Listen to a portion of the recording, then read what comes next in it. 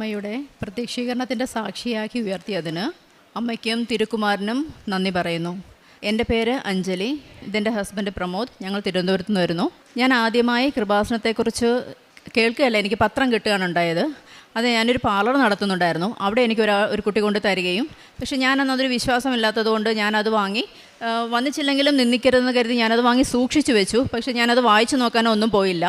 അങ്ങനെ കുറേ നാൾ കഴിഞ്ഞ് എൻ്റെ അമ്മ ഡയാലിസിസിലേക്ക് വരികയും അങ്ങനെ ഞാനെൻ്റെ പാർലർ ക്ലോസ് ചെയ്യേണ്ടി വന്നു. അമ്മ എൻ്റെ കൂടെയായിരുന്നു ശുശ്രൂഷകൾക്കൊക്കെ ആയിട്ട്. അങ്ങനെ അപ്പോൾ ആ സമയത്ത് എൻ്റെ ഒരു അയൽവാസിയായ കുട്ടിയും എനിക്ക് കൃപാസനം പത്രം കൊണ്ടു തരികയും, പക്ഷേ ഞാൻ അപ്പോഴും വായിച്ചില്ല. പക്ഷേ ഞാൻ വാങ്ങി എൻ്റെ പൂജാമുറിയിൽ കൊണ്ടുവച്ചു. പക്ഷേ അമ്മ ആ മാസം തന്നെ ആ വർഷം 2019 അമ്മയും അച്ഛനും 2 മാസത്തെ വ്യത്യാസത്തിലും മരിച്ചു പോവുകയും, അവരുടെ മരണത്തെ തുടർന്ന് എനിക്കൊരു ഇൻസെക്യൂരിറ്റി ഫീലിംഗ് തോന്നി. ഒരു ആരുമില്ലല്ലോ എന്നുള്ള തോന്നലും അതിലുപരി ഒരു മരണഭയമായിരുന്നു എനിക്ക്. കാരണം രാത്രി എനിക്ക് ഉറക്കമില്ല. കാരണം എനിക്ക് പിന്നീടുള്ളത് എൻ്റെ ഹസ്ബൻഡും മകനും മാത്രമാണ്. അപ്പോൾ രാത്രിയിൽ എന്താണെന്ന് വെച്ചാൽ ഞാനിങ്ങനെ എണീറ്റിട്ട് ഇവർക്ക് ശ്വാസമുണ്ടോ ജീവനുണ്ടോ ഇങ്ങനെ നോക്കി നടക്കുകയാണ് രാത്രിയിൽ മൊത്തം. എനിക്ക് ഉറക്കമില്ല. അപ്പോൾ അങ്ങനെ ഒരു ദിവസം എനിക്കൊരു പനി വരികയും, ഞാൻ ആ സമയത്ത് എപ്പോഴും എനിക്ക് പാട്ട് കേൾക്കുകയോ അല്ലെങ്കിൽ യൂട്യൂബിൽ എന്തെങ്കിലും കാണുകയോ ചെയ്യും വെറുതെ ഇരിക്കുമ്പോൾ. അപ്പോൾ എനിക്ക് തലവേദന കാരണം എനിക്ക് യൂട്യൂബ് നോക്കാൻ കഴിയാതെ വരികയും, ഈ കൃപാസനം പത്രത്തെക്കുറിച്ച് എനിക്ക് ഓർമ്മ വരികയും ഞാൻ അതെടുത്ത് വായിക്കുകയും ചെയ്തു. ആ വായിച്ചപ്പോൾ എനിക്ക് ഏറ്റവും വലിയ വിഷമം ഉണ്ടായത്, ഇതെനിക്കൊന്ന് പറഞ്ഞു തന്ന് എൻ്റെ കയ്യിൽ ഏൽപ്പിച്ചിരുന്നുവെങ്കിൽ, കാരണം ഇങ്ങനൊരു അനുഭവ സാക്ഷ്യങ്ങൾ അല്ലെങ്കിൽ രോഗസൗഖ്യം കിട്ടിയതിനെക്കുറിച്ചൊക്കെ പറഞ്ഞ് ഈ പത്രത്തെക്കുറിച്ച് എൻ്റെ തന്നിരുന്നുവെങ്കിൽ എൻ്റെ അമ്മയ്ക്ക് വേണ്ടിയിട്ട് എനിക്കിവിടെ വന്ന് ഉടമ്പടി എടുക്കാമായിരുന്നുവെന്നും, അമ്മ ഇപ്പോഴും ആരോഗ്യത്തോടെ ജീവനോടെ ഞങ്ങളുടെ കൂടെ ഉണ്ടാകുമായിരുന്നുവെന്നുണ്ടായിരുന്ന ഒരു വിഷമം എൻ്റെ മനസ്സിലുണ്ടായി. കാരണം അമ്മയ്ക്ക് അന്ന് മരിക്കുമ്പോൾ 64 വയസ്സ് മാത്രമേ ഉള്ളൂ, അച്ഛനും. അതിനുശേഷം ഞാൻ ഒരു ദിവസം എൻ്റെ ഹസ്ബൻഡ് ഒരു ദിവസം രാത്രി ഞാൻ ഉറങ്ങുമ്പോൾ പ്രാർത്ഥിച്ചിട്ടാണ് കിടക്കാറുള്ളത്. അന്ന് ഞാൻ കിടന്നപ്പോൾ അന്ന് സമർപ്പിച്ച് പ്രാർത്ഥിച്ചാണ് കിടന്നത്. മാതാവേ, എൻ്റെ കുടുംബത്തെയും എൻ്റെ ഭവനത്തെയും സമർപ്പിച്ച് പ്രാർത്ഥിക്കുന്നു. ഞങ്ങൾക്കൊരു സംരക്ഷണ വലയം അവിടുന്ന് തിരുകുമാരനും തീർത്തു തരണമെന്ന് പ്രാർത്ഥിച്ചാണ് കിടക്കുന്നത്. അങ്ങനെ ഞങ്ങൾ ഉറങ്ങി. രാവിലെ പിറ്റേന്ന് ഉച്ചഭക്ഷണം കഴിക്കുന്ന സമയത്ത് ഹസ്ബൻഡ് ഇങ്ങനെ കഴിക്കുമ്പോൾ ഞങ്ങളിങ്ങനെ തമാശയൊക്കെ പറഞ്ഞായിരിക്കും. ആ സമയത്ത് ഒന്ന് ചുമച്ച് ഞാൻ നോക്കുമ്പം സൈഡിലേക്ക് ഇങ്ങനെ വീഴുകയാണ് ചെയ്യുന്നത്. അപ്പം ഞാൻ ഓർത്തി മോനോട് തമാശ കാണിച്ചിട്ട് അങ്ങനെ തമാശ കാണിക്കുകയാണെന്നാണ് ആദ്യം കരുതിയത്. പക്ഷേ ആ ടേബിളിലുണ്ടായിരുന്ന എൻ്റെ ആ കറി വെച്ചിരുന്ന ബൗളും കഴിച്ചിരുന്ന പാത്രങ്ങളും ഒക്കെ ആയിട്ട് താഴേക്ക് വീഴുകയാണ്. ഈ പാത്രങ്ങളൊക്കെ പൊട്ടി. അപ്പോഴും പെട്ടെന്ന് ഞാനൊരു തമാശയാണ്, കാരണം എൻ്റെ ഈ ബൗളും എല്ലാം പൊട്ടിയതിൻ്റെ ചമ്മലിൽ കിടക്കുകയാണെന്നാണ് ഞാൻ കരുതിയത്. പക്ഷേ പെട്ടെന്ന് എനിക്ക് തോന്നി ഇത്രയും സമയം ഇങ്ങനെ കിടക്കുമോ എന്ന് കരുതിയിട്ട് ഞാൻ പെട്ടെന്ന് നിലവിളിക്കുകയും, +1 എൻ്റെ മോൻ പഠിക്കുന്നത്, അവൻ ഓടി വന്നിട്ട് അമ്മ സമാധാനിക്കുമെന്ന് പറയുകയും, പക്ഷേ ഇത്രയും വെയിറ്റുള്ള ഒരാളെ ഞങ്ങൾക്ക് എടുക്കാൻ പറ്റില്ലല്ലോ. അപ്പം ഞാൻ അവനോട് പറഞ്ഞു, അടുത്ത വീട്ടിലെ ചേട്ടനെയൊക്കെ പോയി വിളിക്കും മോനെ എന്ന് പറഞ്ഞു. പക്ഷേ ആ സമയം എങ്ങനെയാണോ വീണത് അതേപോലെ തിരിച്ച് കസേരയിലേക്ക് കയറിയിരിക്കുക ഹസ്ബൻഡ്. അപ്പം ഞാനോർത്ത് ഇതെന്താ സംഭവം എന്ന് എനിക്ക് പിടികിട്ടുന്നില്ല. കാരണം നമ്മൾ ഈ കാസറ്റൊക്കെ റിവൈൻഡ് ചെയ്യുമല്ലോ പണ്ട്. ആ റിവൈൻഡ് ചെയ്യുമ്പോൾ നമ്മൾ ബാക്കിലോട്ട് അടിക്കുമ്പോൾ പോകുന്ന പോലെ എങ്ങനെ വീണോ പിടിച്ചൊന്നും അല്ല എണീക്കുന്നത്, അതേപോലെ കയറിയിരിക്കുക. അപ്പം ഞങ്ങളിങ്ങനെ അന്തിച്ച് നോക്കുന്ന കണ്ടിട്ട് ഹസ്ബൻഡ് ഇതൊന്നും അറിയുന്നില്ല, വീണതൊന്നും അറിയുന്നില്ല. അപ്പം ഞങ്ങളുടെ നോട്ടം കണ്ടിട്ട് ചോദിച്ചു, എന്ത് പറ്റി, കഴിക്കുന്നില്ലേ എന്ന് ചോദിച്ചു. അപ്പം ഞാനും മോനും പറഞ്ഞു, ഇതെന്താ കാണിച്ചത്, ഇങ്ങനെ വീണതൊന്നും അറിഞ്ഞില്ലേ, എവിടെ വീണു എന്നൊക്കെ ഒന്നും അറിയാതെ ചോദിക്കുകയാണ്. അപ്പം ഇങ്ങനെ ഞാൻ കാണിച്ചതേ കണ്ടില്ലേ പാത്രങ്ങളൊക്കെ പൊട്ടിക്കിടക്കുന്നത്. അപ്പോൾ അത് വേണേൽ തറച്ച് കയറാം, കാരണം ചെവിയുടെ കാതിൻ്റെ സൈഡിലോട്ടൊക്കെയാണ് ഇതിൻ്റെ ചില്ല് കിടക്കുന്നത്. അപ്പോൾ എനിക്ക് ഭയങ്കര വിഷമമായി. കാരണം ഞാൻ അമ്മയും അച്ഛനും മരിച്ചുവെങ്കിലും മരിച്ച് വീഴുന്നതൊന്നും ഞാൻ കണ്ടിട്ടില്ല, മരിച്ചു കഴിഞ്ഞാണ് അവിടെ പോകുന്നത്. അപ്പോൾ എന്തായാലും എൻ്റെ മുന്നിൽ ഇങ്ങനെ വീണപ്പോൾ അതും ഹസ്ബൻഡ്, അതെല്ലാവർക്കും അത് ഊഹിക്കാം. അതിപ്പോൾ എനിക്ക് പറ്റുന്നില്ല എനിക്ക് പറയാൻ എൻ്റെ ആ അവസ്ഥ. അപ്പോൾ അന്ന് വൈകിട്ട് ഞങ്ങൾ അവിടെയുള്ളൊരു പള്ളിയിൽ പോയി, അതായത് തിരുവനന്തപുരം വെട്ടുകാടെന്ന് പറയും. ആ പള്ളിയിൽ പോയി ഞങ്ങളന്ന് പ്രാർത്ഥിച്ച് തിരിച്ചു വന്നു. ഹസ്ബൻഡ് ചേട്ടനെ വിളിച്ചു. അപ്പോൾ പിറ്റേന്ന് ഹോസ്പിറ്റലിൽ ചെല്ലാൻ പറഞ്ഞു. ഞങ്ങളവിടെ പോവുകയും എല്ലാ ടെസ്റ്റുകളും നടത്തി. ആ സമയം ഞാനവിടെ നിന്ന് പ്രാർത്ഥിച്ചു, മാതാവേ ഒരു കുഴപ്പവും ഉണ്ടാവരുതേ എന്ന് പ്രാർത്ഥിച്ചു. കാരണം ഹസ്ബൻഡിൻ്റെ അമ്മയുടെ വഴി ഹാർട്ട് അറ്റാക്ക് ഉണ്ടാവുകയും അങ്ങനെയൊക്കെ ഒരു പാരമ്പര്യമുള്ളതായിട്ട് എപ്പോഴും ഇവർ പറയാറുണ്ട്. അപ്പോൾ ഞാൻ എൻ്റെ ജപമാല, എനിക്ക് കൊന്ത ചൊല്ലാനൊന്നും എനിക്ക് അറിയില്ല, കൊന്തയുടെ പ്രാധാന്യം ഒന്നും അറിയില്ലെങ്കിലും ആ ഒരു കൊന്ത എൻ്റെ കയ്യിലുണ്ട്, അത് മുറുകെ പിടിച്ച് ഞാൻ അവിടെ നിന്ന് പ്രാർത്ഥിച്ചു, ഒരു കുഴപ്പവും ഉണ്ടാവരുതേന്ന്. അങ്ങനെ തന്നെ റിസൾട്ട് വന്നപ്പോൾ ഒരു കുഴപ്പം ഉണ്ടായില്ല, നല്ല പൂർണ്ണ ആരോഗ്യമാണെന്ന് പറഞ്ഞു. ഞങ്ങൾ തിരികെ പോയിരുന്നു. പിന്നീട് ഞാൻ ഈ പത്രം വായിച്ചെങ്കിലും വിശ്വാസത്തിലോട്ട് വീണ്ടും വരുന്നില്ല. പക്ഷേ ഈ ടോക്കുകൾ ഞാൻ കേൾക്കുന്നുണ്ട്. അപ്പം ഈ പത്രം വായിച്ചതിന് ശേഷം ഞാൻ അച്ഛൻ്റെ ടോക്ക് കേൾക്കാൻ തുടങ്ങുന്നത്. ടോക്ക് കേട്ട് തുടങ്ങിയപ്പോഴാണ് ഞാൻ കൂടുതലും ഈശോയിലേക്ക് അടുക്കുകയായിരുന്നു. കാരണം എനിക്ക് പണ്ടേ മുതൽ ഈശോയെ അറിയാം. ഞാൻ ക്രിസ്ത്യൻ സ്കൂളുകളിലും കോളേജുകളിലും പഠിച്ചിരുന്നതുകൊണ്ട് എനിക്ക് ഈശോയെ അറിയാം, മാതാവിനെ അറിയാം. അപ്പോൾ എനിക്ക് ഇഷ്ടമാണ് ഈശോയെക്കുറിച്ച് കേൾക്കാനും കൂടുതൽ അറിയാനായിട്ടും. വചനങ്ങളൊന്നും വായിക്കുമെങ്കിൽ എനിക്ക് അതിൻ്റെ അർത്ഥമൊന്നും അറിയില്ല. അപ്പോൾ അച്ഛൻ്റെ ടോക്കിലൂടെ ഓരോ വചനങ്ങളാണ് എക്സ്പ്ലെയിൻ ചെയ്തു തരുന്നുണ്ട് അച്ഛൻ. ആദ്യമൊക്കെ എനിക്കും വിശ്വാസം ഉണ്ടായിരുന്നില്ല. എല്ലാവരെ പോലെയും ഈ കൃപാസനത്തിൻ്റെ ഈ ചമ്മന്തി ട്രോൾ കഥകളൊക്കെ കേട്ടിരുന്നതുകൊണ്ട് ഞാൻ അതൊന്നും മൈൻഡ് ചെയ്തില്ല. അപ്പോൾ അച്ഛൻ്റെ ടോക്ക് കണ്ടപ്പോഴും ആദ്യം ഞാൻ ഓർത്ത് ഇവിടുത്തെ സാക്ഷ്യം കേട്ടപ്പോഴൊക്കെ ഇങ്ങനെ ഇതൊന്നും കള്ളത്തരാണെന്നാണ് വിചാരിച്ചത്. പക്ഷെ അങ്ങനെ ഇരിക്കുമ്പോഴാണ് ധന്യ മേരി വർഗീസിൻ്റെ സാക്ഷ്യം കേൾക്കുന്നതും AK ആൻ്റണി സാറിൻ്റെ വൈഫ് എലിസബത്ത് ആൻ്റണി മാമിൻ്റെ സാക്ഷ്യം കേൾക്കാനിടയായി. അപ്പോൾ അതാണ് എന്നെ ഉറപ്പിച്ചത് ഇത് സത്യമാണെന്നുള്ളത്. കാരണം അവരെയൊക്കെ എന്തായാലും അങ്ങനെ കള്ളം പറയാൻ വരില്ലല്ലോ എന്നുള്ള തോന്നല്.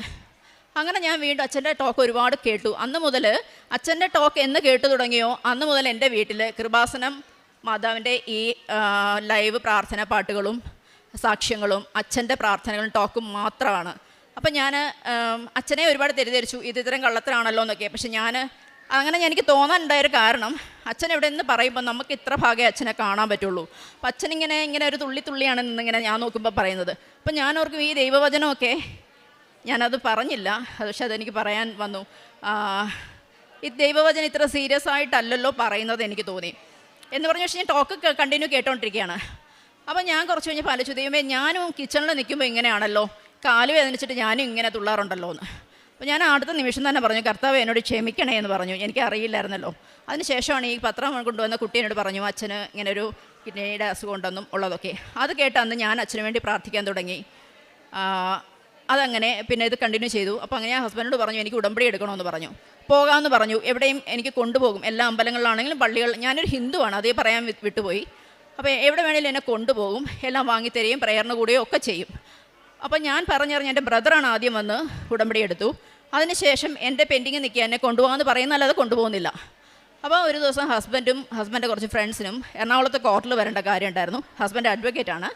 അപ്പം അതിൻ്റെ ആവശ്യമായിട്ട് കോർട്ടിൽ വന്നു. തിരിച്ചു വരുന്ന വഴി ഞാൻ ഈ പറഞ്ഞത് കേട്ടിട്ട് ഹസ്ബൻഡ് പറഞ്ഞു ഇങ്ങനെ ഒരു മാതാവുണ്ട്, നമുക്കിവിടെ കയറി പ്രാർത്ഥിച്ചിട്ട് പോകാം എന്ന് പറഞ്ഞ് അവരെല്ലാവരും കൂടി ഇവിടെ വൈകുന്നേരം വന്ന് തിരി കത്തിച്ച് പ്രാർത്ഥിക്കുകയും പിറ്റേന്ന് നാട്ടിൽ കൊട്ടാരക്കരയിൽ ഈ ഫ്രണ്ടിനൊരു കേസുണ്ടായിരുന്നു. ആ കേസിന് അവരവിടെ പോകുമ്പോൾ അദ്ദേഹത്തിനെതിരെ കേസ് കൊടുത്ത ആൾ വന്നിട്ട് പറയാണ് ഞാൻ ഈ കേസ് പിൻവലിക്കുകയാണെന്ന്, ഈ കേസ് വേണ്ടാന്ന്. അപ്പോൾ അവർക്കും ഭയങ്കര വിശ്വാസമായി. അപ്പോൾ എന്നെ വിളിച്ചിട്ട് പറഞ്ഞു മാതാവ് കൊള്ളാലോ, പ്രാർത്ഥിക്കണം കേട്ടോ, ഞാനും പ്രാർത്ഥിക്കുന്നുണ്ടെന്നൊക്കെ പറഞ്ഞ് അങ്ങനെ പോയി. അങ്ങനെ ഞാൻ പറഞ്ഞിട്ട് എന്നെ ഉടമ്പടി എടുക്കാൻ കൊണ്ടുവന്നു. അങ്ങനെ ഞാൻ ആദ്യമായിട്ട് ഉടമ്പടി എടുത്തു. ആദ്യത്തെ പ്രാവശ്യം പത്രം കൊടുക്കുന്നത് ഒരു വലിയ ബുദ്ധിമുട്ടായിരുന്നു, ഒരു പേടിയായിരുന്നു. ചമ്മലല്ല, എനിക്ക് പേടിയായിരുന്നു. ആരെങ്കിലും എന്തെങ്കിലും പറയുമോ അല്ലെങ്കിൽ മുഖത്തടിച്ച് പറയുന്ന പോലെയൊക്കെ പറയുമോ എന്നുള്ള പേടി. പക്ഷേ എന്നാലും ഞാനത് കൊടുത്തു. രണ്ടാമത്തെ തവണ പുതുക്കി. അപ്പോഴാണ് അച്ഛൻ്റെ ടോക്കിലൂടെ പത്രം കൊടുക്കുന്നതിൻ്റെ പ്രാധാന്യം അച്ഛൻ പറഞ്ഞു തന്നത്. അപ്പോൾ അത് ഞാൻ സീരിയസ് ആയിട്ട് എടുത്തു. സാക്ഷ്യങ്ങളിലും കേട്ട് പത്രങ്ങളെല്ലാം ഞാൻ അപ്പം തന്നെ കൊടുത്തു തീർത്തു. പക്ഷേ ഹസ്ബൻഡിന് ഭയങ്കര എതിരായിരുന്നു പത്രം കൊടുക്കുന്നതിൽ. പത്രം കൊടുക്കേണ്ട കാര്യമില്ല, അതൊരു പരസ്യം പോലല്ലേ, നമുക്ക് പ്രാർത്ഥിക്കുകയും കാരുണ്യ പ്രവൃത്തി ചെയ്യാം. ഫുഡ് കൊടുക്കും, വസ്ത്രം വാങ്ങിക്കാൻ പൈസ കൊടുക്കും, അങ്ങനെയൊക്കെ ചെയ്യും. അതൊക്കെ ഞങ്ങൾ 2 ആഴ്ച കൂടുമ്പോഴൊക്കെ ഫുഡ് കൊടുക്കും. വീട്ടിൽ തന്നെ ഞാൻ ഉണ്ടാക്കിയാണ് കൊണ്ടു കൊടുക്കാറുള്ളത്. അതൊക്കെ ചെയ്യും. പക്ഷേ ഈ പത്രത്തോട് ഭയങ്കര എതിരായിരുന്നു. പക്ഷേ എന്നിരുന്നാലും ഞാൻ ഈ പ്രെയർ പ്രിൻ്റ് എടുത്ത് പത്രത്തോട് കൂടി ചേർത്താണ് ഞാൻ എല്ലാവർക്കും കൊടുക്കുന്നത്. അത് ഹസ്ബൻഡ് തന്നെ പ്രിൻ്റ് എടുത്ത് എനിക്ക് സോർട്ട് ചെയ്ത് തരും, എല്ലാം അടുക്കി സോർട്ട് ചെയ്ത് തരും. ഞാൻ എല്ലാവർക്കും കൊടുക്കും. അപ്പം ഞാൻ കൂടുതലും കുട്ടികൾക്കാണ് കൊടുക്കുന്നത്. കാരണം എൻ്റെ ഒരു കരിയർ എനിക്ക് ആഗ്രഹിച്ച പോലെ വരാൻ പറ്റിയില്ല. അപ്പോൾ ഞാൻ ആഗ്രഹിച്ചു ഇങ്ങനൊരു മാതാവ് ഉണ്ടായിരുന്നെങ്കിൽ ഞാൻ ആഗ്രഹിച്ച പോലെ എത്താൻ പറ്റുമായിരുന്നല്ലോ. അതുകൊണ്ട് എനിക്ക് കൂടുതലും പഠിക്കുന്ന കുട്ടികൾക്കാണ് കൊടുക്കാൻ ഇഷ്ടം. എല്ലാവർക്കും കൊടുക്കും, എന്നാലും കുട്ടികൾക്കാണ് ഞാൻ കൂടുതൽ കൊടുക്കുന്നത്. പിന്നീടുണ്ടായ അനുഭവം, ഫ്രണ്ടിൻ്റെ കാര്യം ഒരു അടയാളമായിരുന്നു. അത് ഹസ്ബൻഡിൻ്റെ മനസ്സിലത് പതിഞ്ഞ് കിടന്നിരുന്നു. അത് കഴിഞ്ഞിട്ട് ഞങ്ങൾ മൂന്നാമതേ എനിക്ക് പുതുക്കണമെന്ന്. പക്ഷേ അച്ഛൻ്റെ ടോക്കിൽ പിന്നീടുണ്ടായത് എനിക്ക് മാതാവാണെന്ന് ഇവിടെ അറിയില്ലായിരുന്നു. ഈ ഉടമ്പടി കേട്ടതിന് ശേഷമാണ് ഇവിടെ മാതാവാണെന്ന് എനിക്കറിയാവുന്നത്. അതും നെഞ്ചിൽ ഘടികാരമേറ്റിയ മാതാവാണെന്നുള്ളത് ഞാനിവിടെ ടോക്ക് കേട്ടപ്പോഴാണ് എനിക്ക് മനസ്സിലായത്. അപ്പോൾ എനിക്ക് പിന്നെ ഡൗട്ട്, ഇവിടെ മാതാവാണല്ലോ, ഈശോയെ പ്രാർത്ഥിക്കാമെന്നുള്ളതായി. അപ്പോൾ അച്ഛൻ്റെ ടോക്കിലൂടെ തന്നെ ഈശോയെ പ്രാർത്ഥിക്കണം, നിങ്ങൾ മാതാവ് മാധ്യസ്ഥമാണ്, ഈശോയിലേക്കാണ് നിങ്ങളുടെ നിയോഗം എത്തുന്നത്. അങ്ങനെ ഓരോന്നും സ്റ്റെപ്പ് ബൈ സ്റ്റെപ്പായിട്ട് അച്ഛൻ ടോക്കിലൂടെ ഞാൻ പഠിക്കുകയായിരുന്നു. പരിശുദ്ധാത്മാവിനെ പ്രാർത്ഥിക്കാനും പിതാവിനെ പ്രാർത്ഥിക്കാനും പിതാവിൻ്റെ പ്രാധാന്യത്തെക്കുറിച്ചും ഒക്കെ എനിക്ക് അടയാളങ്ങൾ സഹിതം കിട്ടുകയും സംശയങ്ങൾ തീർത്തു തരുന്നത് അച്ഛൻ്റെ ടോക്കിലൂടെയായിരുന്നു. അച്ഛൻ പറഞ്ഞാൽ മാത്രം ഞാനിതിൽ വിശ്വസിക്കൂ എന്ന അവസ്ഥയിലാണ് ഞാൻ. അച്ഛൻ പറഞ്ഞാൽ മാത്രം ഞാൻ വിശ്വസിക്കൂ ഈ ഒരു പ്രാർത്ഥനയിൽ. അച്ഛൻ പറയുന്നത് പോലെ തന്നെ ഞാൻ പാലിച്ചു വരികയാണ്. അങ്ങനെ ഞങ്ങൾ മൂന്നാമത് എനിക്ക് ഉടമ്പടി പുതുക്കാനായിട്ട് ഞാനിവിടെ വന്നു, ഞാനും ബ്രദറും. പക്ഷേ എനിക്ക് അച്ഛനെ കാണണം എന്ന് പറഞ്ഞാൽ വന്നത്. കാരണം എനിക്ക് ഒരുപാട് അടയാളങ്ങളും വചനത്തിലൂടെയും സ്വപ്നത്തിലൂടെയും ഈശോ എന്നോട് സംസാരിക്കുകയാണ്. ഞാൻ കേട്ടിട്ടേ ഉള്ളൂ ബൈബിളിലൂടെ ഈശോ സംസാരിക്കുമെന്ന്. അപ്പം ഞങ്ങൾ വീട്ടിൽ കുറച്ച് പ്രോബ്ലംസ് ഉണ്ട്. പക്ഷേ ഇവിടുത്തെ സാക്ഷ്യങ്ങളൊക്കെ കേട്ടിട്ട് ഞങ്ങളുടെ പ്രോബ്ലത്തെ ഒന്നും ഞാൻ പ്രോബ്ലമേ ആക്കുന്നില്ല. കാരണം അത്രയ്ക്കുള്ള വലിയ പ്രോബ്ലം ഇല്ല, നമുക്ക് പരിഹരിക്കാം. അങ്ങനെ ഇരുന്നപ്പോൾ അച്ഛനെ കാണാൻ വന്നു.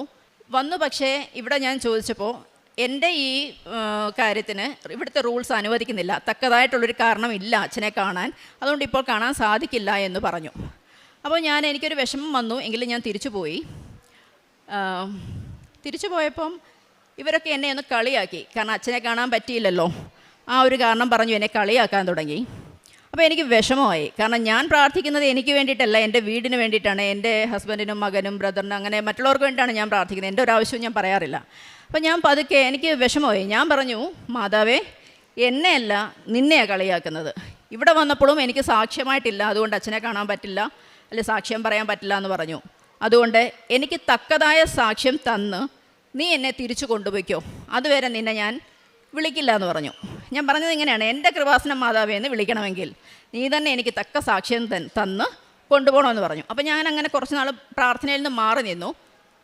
മാതാവിൽ പ്രാർത്ഥിക്കുമെങ്കിലും ഞാൻ കുറച്ച് മാറി നിന്നു. അപ്പോൾ എൻ്റെ അവിടെ ഒരു വീട്ടിൽ കൊച്ചൊരു അൾത്താര പോലെ ഞാൻ സെറ്റ് ചെയ്തിട്ടുണ്ട്.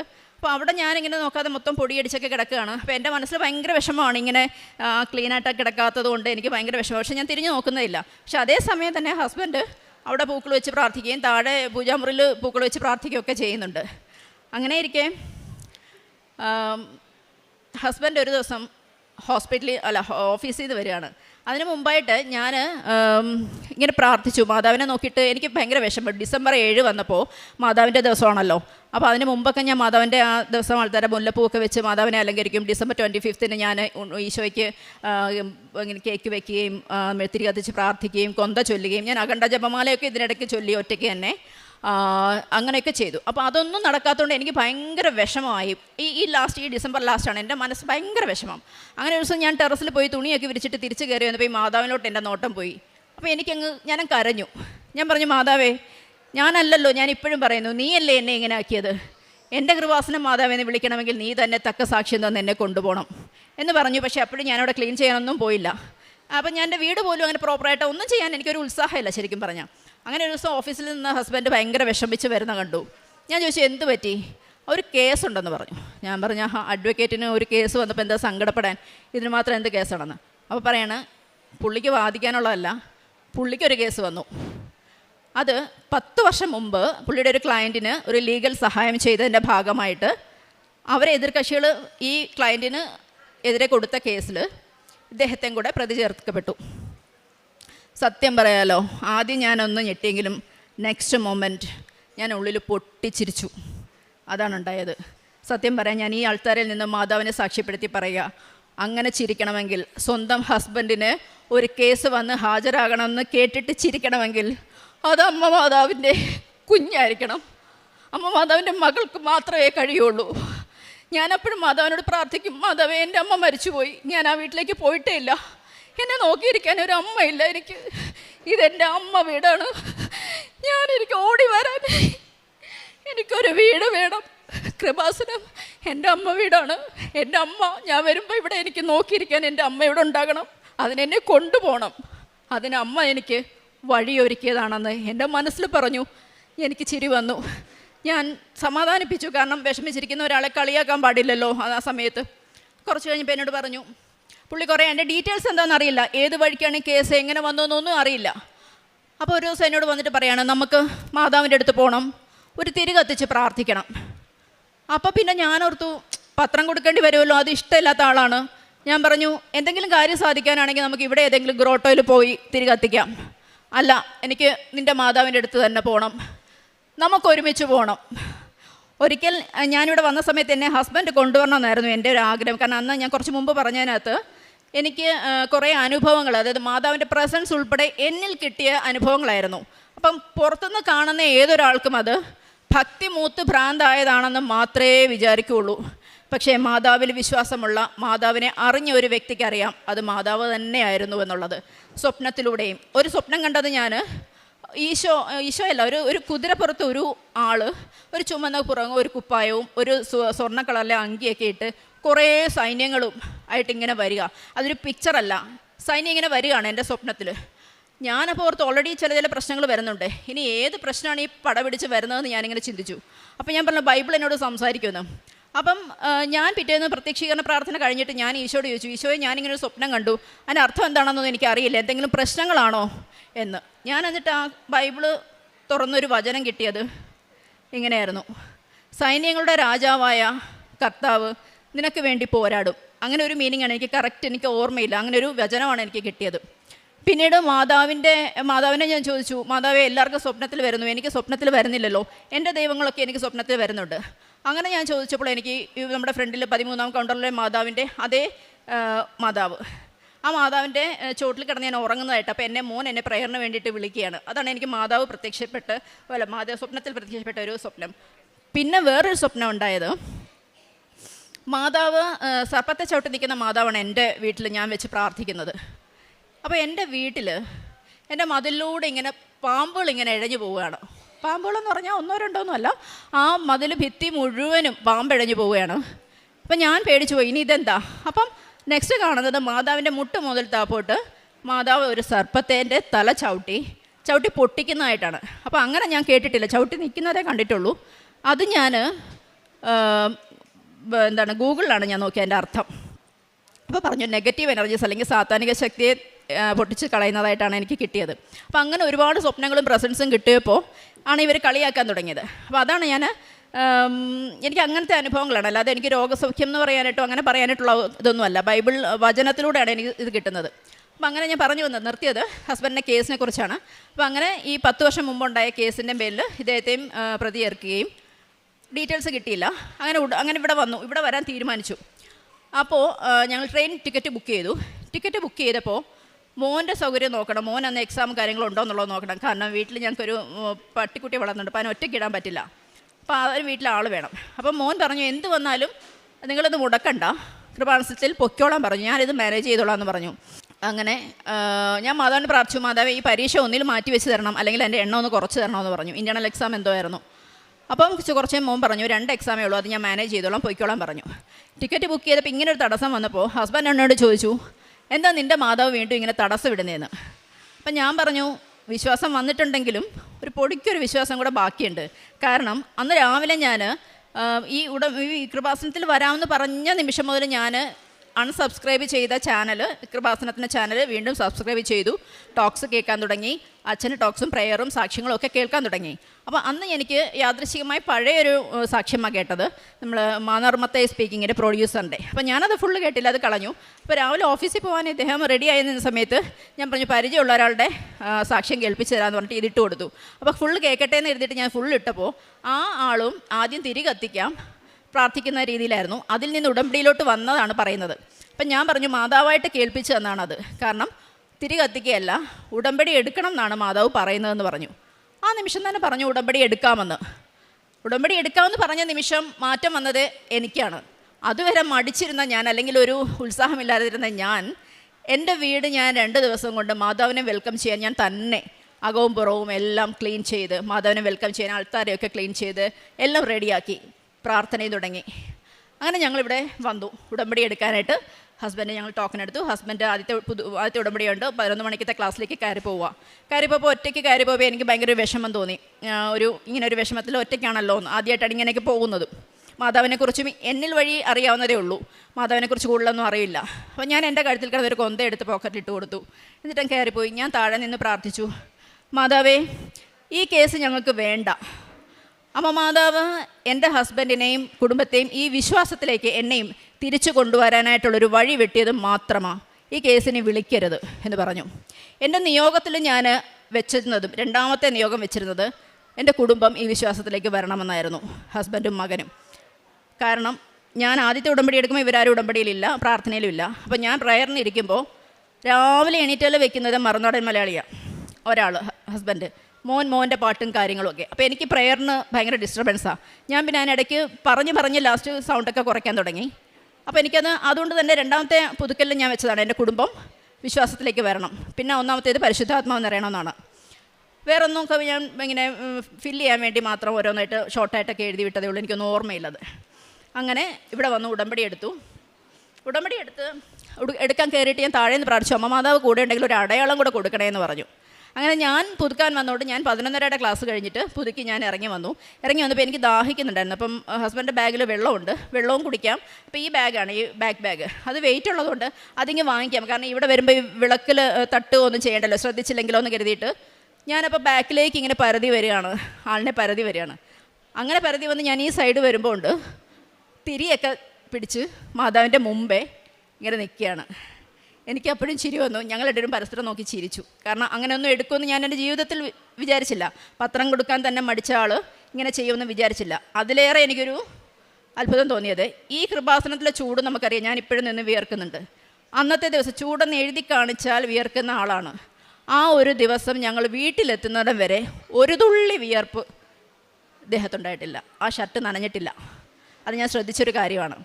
അത്ര പക്ഷേ ആ വിശ്വാസം അച്ഛൻ പറയുന്നത് പോലെ സമർപ്പിച്ച് വിശ്വസിച്ച് ഉടമ്പടി എടുത്തതിൻ്റെ ഫലമായിട്ട് ഞങ്ങൾ ഇവിടുന്ന് തിരിച്ചു പോയി. ട്രെയിനിൻ്റെ കാര്യത്തിലുണ്ട്, ഞങ്ങൾ 1:30 ട്രെയിൻ തിരിച്ചുള്ളതും ബുക്ക് ചെയ്തായിരുന്നു. ഇവിടെ വന്നപ്പോൾ ഞങ്ങൾ ടൈം ചോദിച്ചപ്പോൾ 2 മണിയാകുമെന്ന് പറഞ്ഞു, ഈ ഉടമ്പടി കഴിഞ്ഞ് ഇതെല്ലാം കഴിയുമ്പോഴേക്കും. അപ്പം ഞാൻ പറഞ്ഞു, എന്നാൽ പിന്നെ നമുക്ക് തിരികെ എത്തിച്ചിട്ട് പോകാം, അടുത്ത തവണ വന്ന് ഉടമ്പടി എടുക്കാമെന്ന് കരുതി. അപ്പോൾ പുള്ളി പറഞ്ഞു, ഇല്ല എനിക്ക് ഉടമ്പടി എടുക്കണം.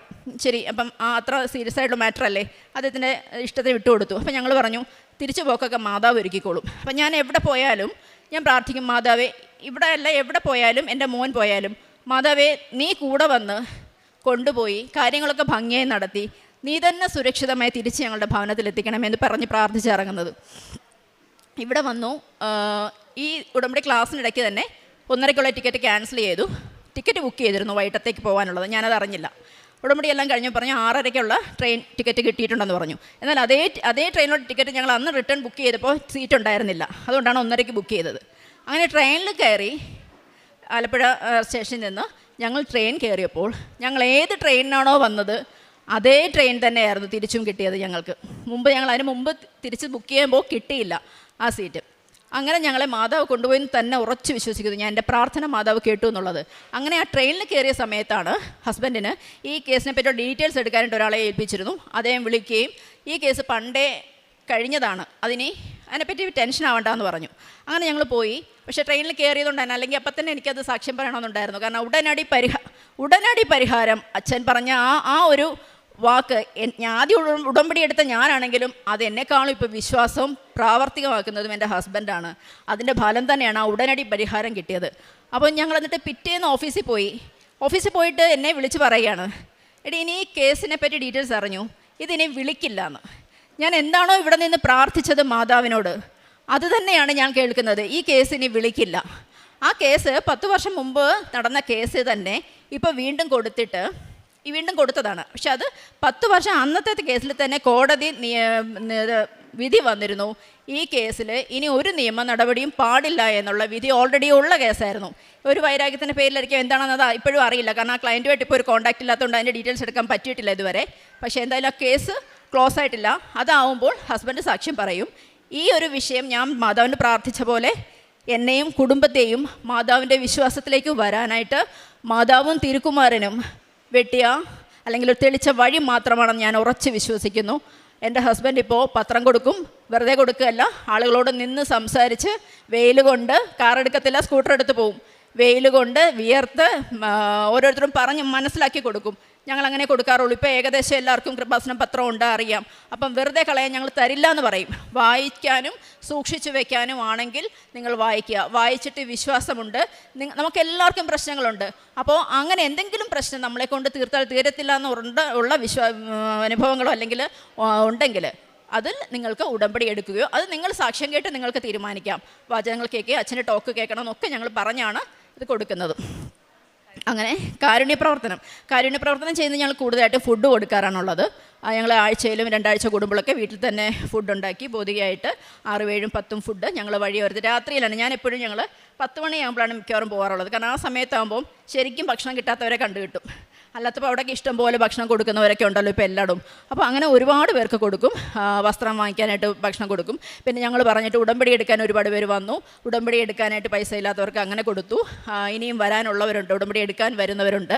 ഇപ്പോൾ ടോക്ക് കേൾക്കും, പ്രെയർ ചെയ്യുന്നവരൊക്കെ ഉണ്ട്. അങ്ങനെയാണ് കാരുണ്യ പ്രവൃത്തിയിൽ പോകുന്നത്. പ്രേക്ഷിത പ്രവർത്തനമായിട്ട് ഈ പത്രം കൊടുക്കും, പിന്നെ സാക്ഷ്യങ്ങളും അച്ഛൻ്റെ ടോക്ക്, നമ്മുടെ പ്രെയർ, ഡെയിലി ബ്രെഡ് ഞങ്ങൾ എന്നും കൂടും, മറക്കത്തില്ല, മുടക്കത്തുമില്ല. അത് ഞങ്ങൾ വാട്സപ്പിലെ സ്റ്റാറ്റസിൽ ഞാൻ ഷെയർ ചെയ്യാറുണ്ട്. പിന്നെ ഏതൊരാളെ കണ്ടാലും കൃപാസനം മക്കളെ പോലെ ഞാനും അമ്മ മാതാവിനെയും തിരുക്കുമാരനെയും കുറിച്ച് വാദോരാതെ സംസാരിക്കും. അവർ കേൾക്കുമോ സ്വീകരിക്കുമോ ഒന്നും ഞാൻ നോക്കില്ല. അവരെ പറഞ്ഞ് മനസ്സിലാക്കാൻ ഒരുപാട് ഞങ്ങൾ ശ്രമിക്കും, പറഞ്ഞ് മനസ്സിലാക്കി കൊടുക്കും. മനസ്സിലാവുന്നവരെ ഞങ്ങൾ പറഞ്ഞും കൊടുക്കും. മനസ്സിലാകാത്തവരുണ്ട്, പിന്നെ പേടിയുള്ളവരുണ്ട്. ഹിന്ദുസായിട്ടുള്ളവരെ വിശ്വസിപ്പിക്കാൻ ഭയങ്കര പ്രയാസമാണ്.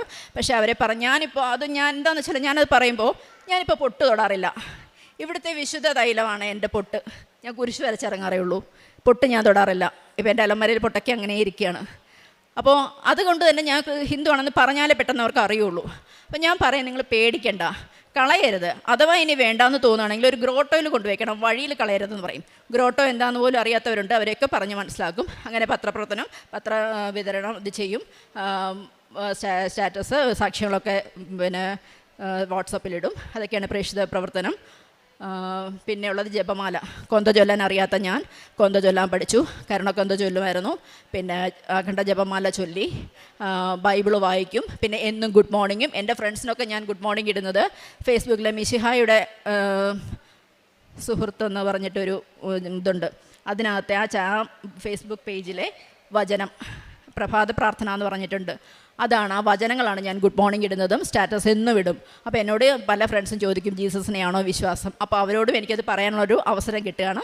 അത് ഞാൻ അവർക്ക് പറഞ്ഞു കൊടുക്കും. ഞാൻ മോൻ്റെ ഫ്രണ്ട്സായിട്ടുള്ള കുട്ടികൾക്കും അവരുടെ അമ്മമാരും മുസ്ലിംസും ഒക്കെ ഉണ്ട്. അപ്പോൾ അവരോട് പറയും ഞാൻ, ഇവിടെ ജാതിമത ഭേദമന്യേ എല്ലാവരും വരുന്നുണ്ട്, തീർച്ചയായിട്ടും വിശ്വസിക്കണം. ഞങ്ങളുടെ അനുഭവങ്ങൾ ഇപ്പം നമുക്ക് ഈ അനുഭവം ഉണ്ടായതുകൊണ്ട് ഞങ്ങളുടെ അനുഭവം ഞാൻ അതും മാതാവിനോട് പറഞ്ഞു.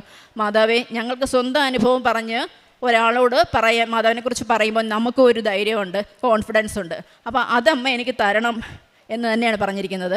പിന്നെ ഞങ്ങളിപ്പോൾ പ്രാർത്ഥിക്കുന്നത് അച്ഛൻ പറഞ്ഞതുപോലെ അമ്മയുടെ പ്രത്യക്ഷീകരണത്തിൻ്റെ സാക്ഷികളാക്കി, സ്ഥിരം സാക്ഷികളാക്കി ഉയർത്തണമേ എന്നാണ് മാത്രമേ ഞങ്ങൾ പറയാറുള്ളൂ. പ്രത്യേകിച്ച് ഞാനിപ്പോൾ എൻ്റെ പ്രത്യക്ഷ പ്രാർത്ഥന മറ്റൊന്നിനെക്കുറിച്ചും ആവശ്യപ്പെടാറില്ല. ഈ ഒരൊറ്റ പ്രാർത്ഥന ഞാൻ പറയാറുള്ളൂ. പിന്നെ ഞങ്ങൾ രണ്ടുപേരും, മോനും താമസിയാതെ അവൻ പറഞ്ഞിട്ടുണ്ട്, അമ്മ മാതാവ് എന്നെ വിളിക്കുന്ന ദിവസം ഞാനും വന്ന് ഉടമ്പടി എടുക്കും. കാരണം അവൻ എത്തിസ്റ്റാണെന്ന് പറഞ്ഞ് അടയ്ക്കുക, ആ ഒരു പ്രായമാണ്, LLB ഫൈനൽ ഇയർ ആണിപ്പോൾ. അപ്പോൾ അവന് ഒരു കൊന്ത കൊടുക്കണമെന്നുണ്ടായിരുന്നു എനിക്ക്, പക്ഷേ അവനത് വാങ്ങിക്കില്ല.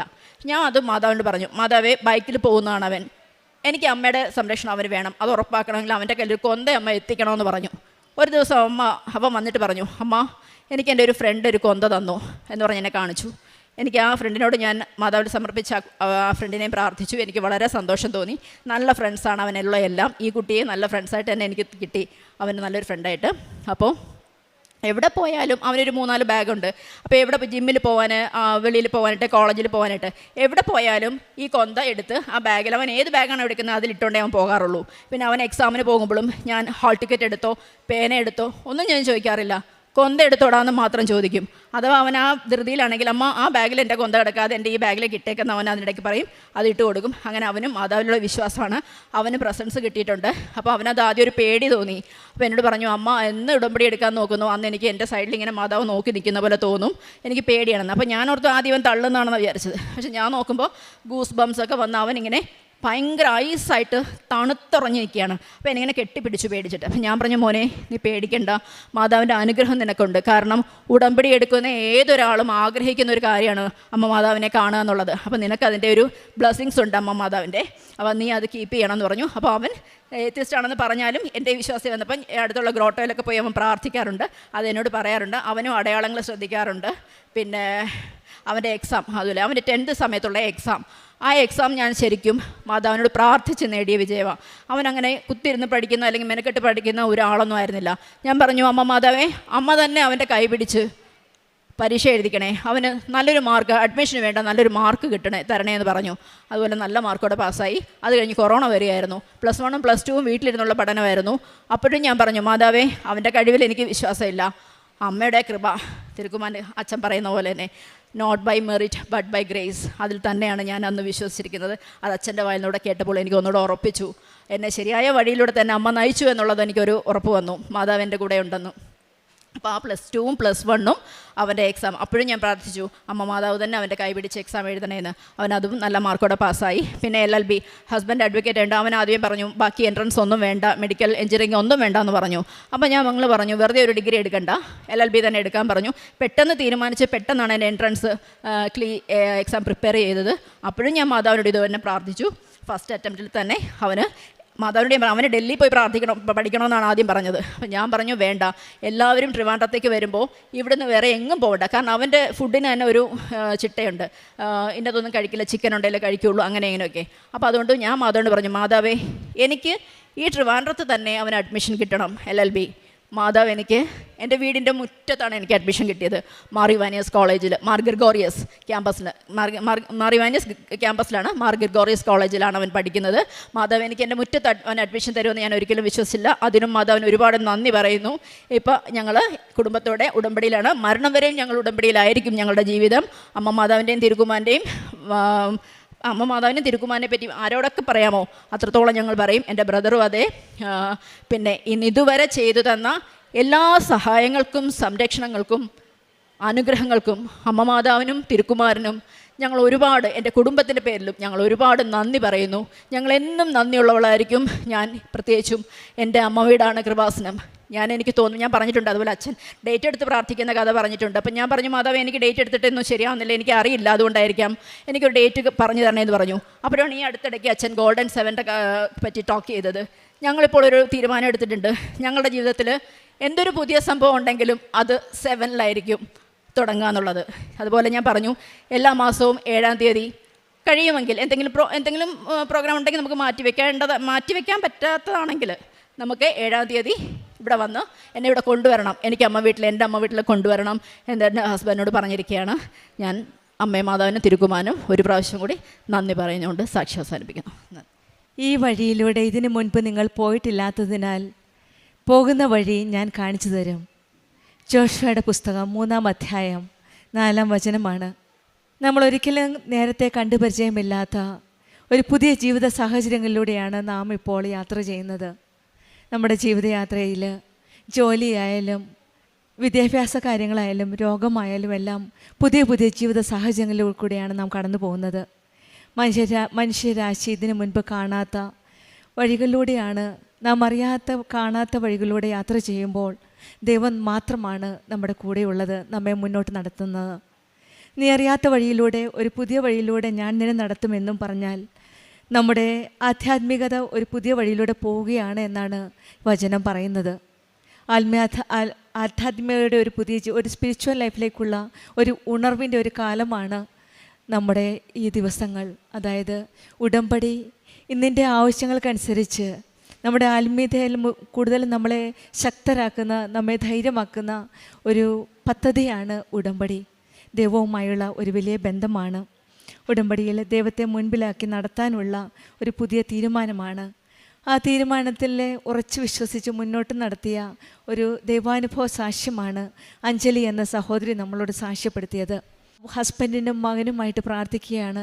അവർ ഒന്നിച്ചു ചേർന്ന് പരിശുദ്ധ അമ്മയുടെ ആലയത്തിലെത്താനും ഒന്നിച്ചു നിന്ന് പ്രാർത്ഥിക്കാനുമുള്ള ആഗ്രഹമാണ് ഈശോയും അമ്മയും നടത്തി തന്നത്. ഉടമ്പടിയിൽ ദൈവത്തിലെ മുൻപാക്കി നടക്കാനുള്ള ഈ ആത്മീയ തീരുമാനമാണ് ഈ കുടുംബസഹിതം തീരുമാനിച്ചേക്കുന്നത്. പഴയ നിയമത്തിലെ വാഗ്ദാന പേടകം ദൈവത്തിൻ്റെ സാന്നിധ്യമായിരുന്നു. ഇപ്പോൾ പുതിയ നിയമത്തിൽ ഈശോയുടെയും അമ്മയുടെയും സാന്നിധ്യമാണ് നമ്മുടെ കൂടെയുള്ളത്.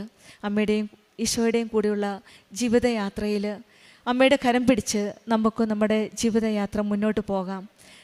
ഒരിക്കലും നടക്കാത്ത വഴിയിലൂടെ, ഒരു ആത്മീയ പാതയിലൂടെ ഈശോയുടെയും അമ്മയുടെയും കരങ്ങൾ പിടിച്ചുകൊണ്ട് അമ്മയാണ് നമ്മൾ ഈശോയിലേക്ക് നയിക്കുന്നത്. നമ്മുടെ ശ്രേഷ്ഠ ജനതയായ നമ്മൾ, ഉടമ്പടി മക്കളായ നമ്മുടെ കൂടെ ഈശോയുണ്ട്. മനുഷ്യർക്ക് അസാധ്യമായത് ദൈവത്തിന് സാധ്യമെന്നാണ് ലൂക്ക് 18:27 പറയുന്ന. ആ അസാധ്യമായ കാര്യങ്ങൾ സാധിച്ചു തരുന്ന ആ ദൈവത്തിൻ്റെ കരങ്ങളിലേക്ക് നമ്മുടെ ഓരോ കാര്യങ്ങളും സമർപ്പിച്ച് നമ്മുടെ ഉടമ്പടി ജീവിതം കൂടുതൽ തീഷ്ണതയോടെ, ആത്മാർത്ഥതയോടെ, വിശ്വസ്തയോടെ മുന്നോട്ട് നയിക്കട്ടെ എന്ന് പ്രാർത്ഥിക്കാം. അഞ്ജലിക്കും കുടുംബത്തിനും ലഭിച്ച ഈ വലിയ അനുഗ്രഹങ്ങൾ, പ്രത്യേകിച്ചും ഈ പുതിയ ആത്മീയ ജീവിതത്തിന് നമുക്ക് കരങ്ങളടിച്ച് ദൈവത്തെ മഹത്വപ്പെടുത്താം.